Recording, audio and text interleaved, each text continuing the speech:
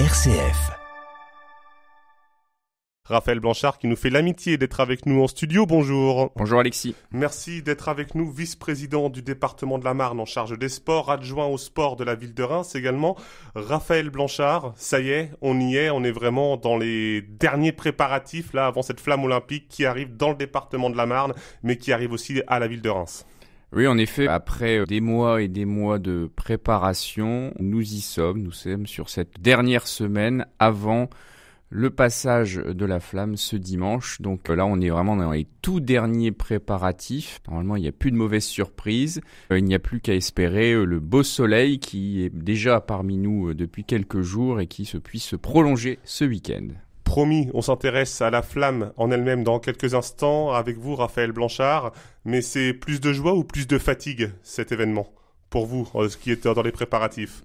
Je comparerais ça à modestement une préparation marathon pour un sportif. C'est que on est en effet pour les équipes, je pense aux agents du département, aux agents de la ville de Reims, de l'ensemble des collectivités, à Paris 2024 avec un amoncellement en effet de fatigue, mais aussi le plaisir, l'impatience de voir ces images que nous voyons depuis le 8 mai et le début à Marseille où sur les réseaux sociaux, on voit chaque département égrener des images magnifiques qui vont marquer l'histoire, qui vont dans 10, 20 ou 30 ans encore tourner. Donc on est aussi dans cette forme d'impatience, donc vivement la ligne de départ, le coup de feu pour qu'on puisse vivre cette journée dimanche à partir de Vitry-le-François jusque Reims. On en avait déjà parlé, bien évidemment, mais c'est une grande joie pour le département de la Marne d'accueillir cette flamme olympique. J'allais dire, vous êtes presque positionné naturellement, Raphaël Blanchard. En effet, c'est un choix successif de Christian Bruyens et de Jean-Marc Rose, président du département, d'accompagner depuis de nombreuses années le sport, la pratique de l'activité physique avec près de 300 clubs dans le département qui sont soutenus à la fois pour leur fonctionnement, sur l'investissement, sur un grand nombre d'événements.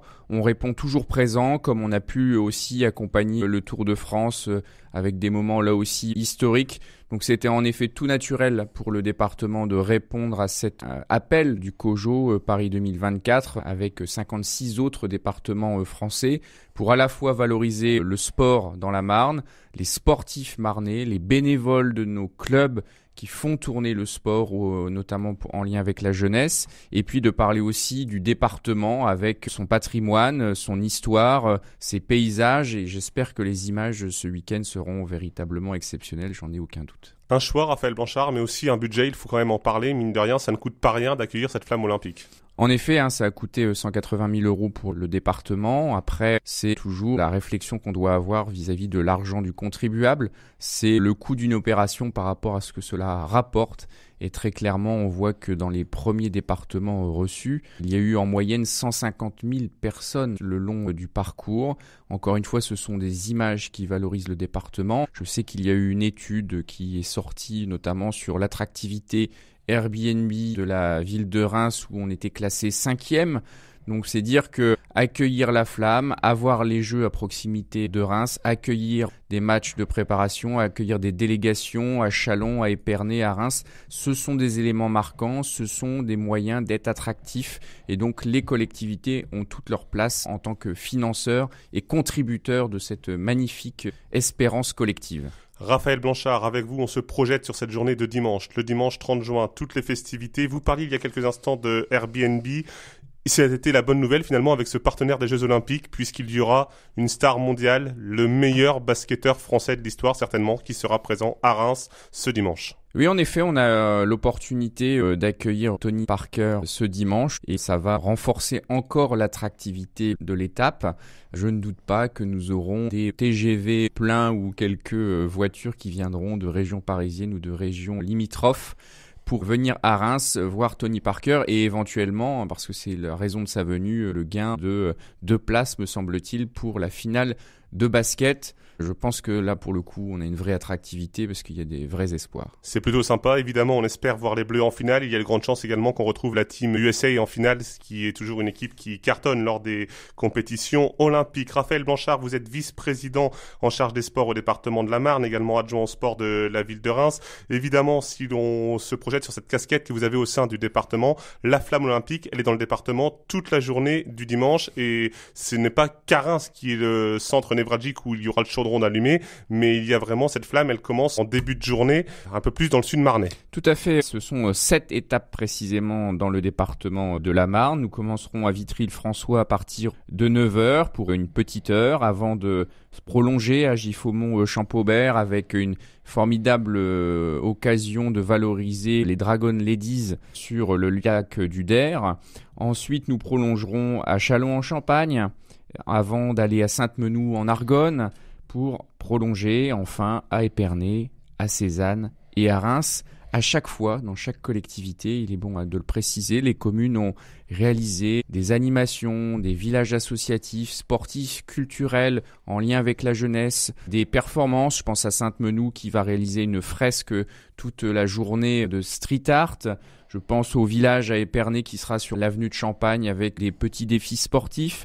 Je pense à des concerts qui seront réalisés à Cézanne et encore une fois à Sainte-Menou. Nous avons chaque collectivité qui a pris la main, a saisi la balle au bond pour organiser un événement populaire. C'était vraiment l'ambition qui était celle du département et c'est à ce titre que nous avons accompagné les communes à la fois en communication mais aussi en subvention pour les accompagner dans cette ambition de faire un véritable événement populaire en leur laissant la totale liberté et accompagner au-delà les 23 collectivités qui sont labellisées Terre de Jeux. Et on a la chance à ce titre dans le département, on le dira notamment sur Reims, d'accueillir le relais collectif des organisateurs donc de Paris 2024. Et donc on va notamment avoir Raphaël Leclerc, responsable engagement, avec qui je travaille depuis maintenant bientôt 4 ans, qui sera à Reims avec 24 autres personnes de Paris 2024. Ils font partie de ce relais dans la Marne de près de 100 personnes.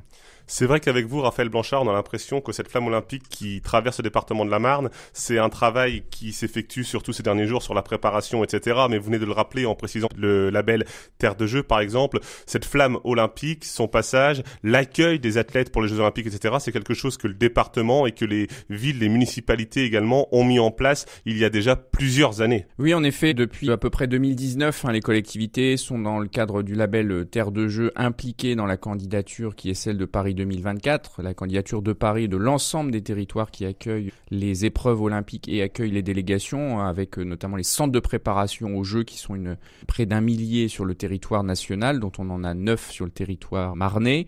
Et à ce titre, en effet, on a le département avec le comité technique d'engagement, excusez-moi un peu ce mot technocratique, nous avons réuni les collectivités qui accueillent la flamme, donc les 7 communes que nous avons citées, les communes labellisées Terre de Jeux, les 23, les communes qui ont des établissements labellisés Génération 2024, donc c'est contrairement des écoles qui ont le label Terre de Jeux mais pour le monde scolaire. Nous avons réuni les comités départementaux qui accompagnent l'ensemble des clubs marnais à la fois au quotidien dans la formation, les compétitions et notre interlocuteur vis-à-vis des clubs et en premier lieu le comité départemental olympique et sportif qui n'est autre que le référent départemental du CNOSF. Donc c'est un élément important et on a travaillé en collectif, ensemble et vraiment depuis le début de cette aventure, c'est un formidable succès de voir travailler Reims avec Giffaumont, voir Vitry-le-François travailler avec Sainte-Menou, avec la différence qu'on a entre nos collectivités, la différence entre des gros clubs qui ont des salariés, d'autres qui sont uniquement sur du bénévolat, d'autres qui sont plutôt en rural, d'autres en urbain. Tout le monde a travaillé ensemble, tout le monde a trouvé sa place. Ça n'a pas été simple, mais ces réunions, quand on les a construites au début, c'était un objectif. Et la réalité de ce qui s'est passé, et on peut très clairement le dire au regard de la petite surprise que nous avons eue le 30 juin, parce que vous le savez, il y a des élections en même temps, on a eu un petit moment de stress. Et on s'est réunis le lundi à 14h et tout le monde était dans le même sens en se disant il faut qu'on maintienne absolument cet événement populaire, on va mettre les moyens pour à la fois permettre à ce que les élections se passent dans les meilleures conditions, que les électeurs puissent se rendre dans les bureaux de vote, mais qu'aussi on fasse un événement populaire parce que finalement, ça va dans le même sens, les deux événements. Les élections, ça fait partie de la vie démocratique et les Jeux olympiques, un événement populaire de cette nature, ça fait partie de la vie d'une nation.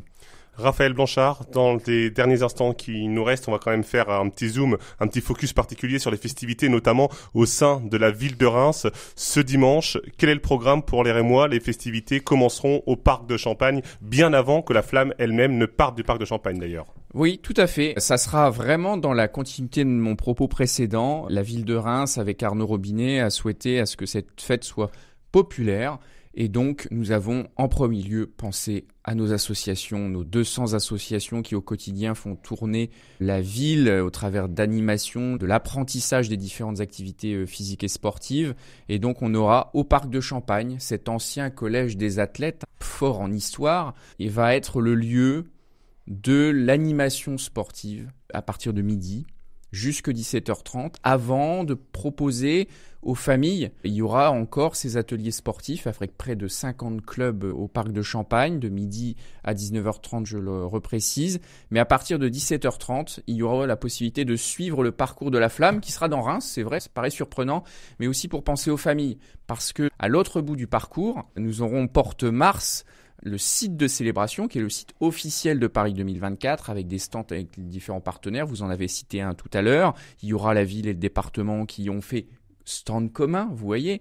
Et il y aura beaucoup de monde. C'est un espace de 15 000 m², mais il y aura beaucoup de monde. Donc prévoyez de l'avance si vous vous y rendez en famille. Mais on a souhaité proposer un autre lieu sécurisé, le Parc de Champagne, où on peut suivre le parcours à Reims sans être le long du parcours, pour que les familles qui ont notamment des enfants en bas âge, qui veulent un peu bouger à partir d'un moment, qui puissent aussi profiter pleinement de l'événement. Et bien sûr, tout au long du parcours, des animations. Je pense à la basilique Saint-Remy en lien avec les flâneries qui ont une connotation britannique en lien avec l'accueil du Team GB. Mais ensuite, la flamme arrivera en face les Régates Rémoises, ce club incontournable de la ville de Reims, avant d'aller au stade Auguste Delaune, de passer devant le manège, la place d'Erlon, ce lieu populaire s'il en est. La cathédrale. Comment ne pas passer devant la cathédrale avant de rejoindre l'hôtel de ville et la Porte Mars, lieu là aussi patrimonial de notre ville qui fait l'histoire de la ville. Il n'y a plus qu'à inviter tous les auditeurs sur les ondes de RCF à nous rejoindre et à vous rejoindre plus particulièrement nombreux ce dimanche. On l'a compris, ça peut être à Reims, ça peut être à Vitry-le-François, à Giffaumont-Champaubert, à Châlons-en-Champagne, à Sainte-Menou, à Épernay, à Cézanne. Il y en a, j'allais dire, pour tout le département. Personne n'est laissé de côté. Raphaël Blanchard, merci. Vous êtes vice-président en charge des sports au département de la Marne, adjoint au sport de la ville de Reims. Merci Raphaël Blanchard d'avoir été avec nous et bonne festivité. Merci et à dimanche.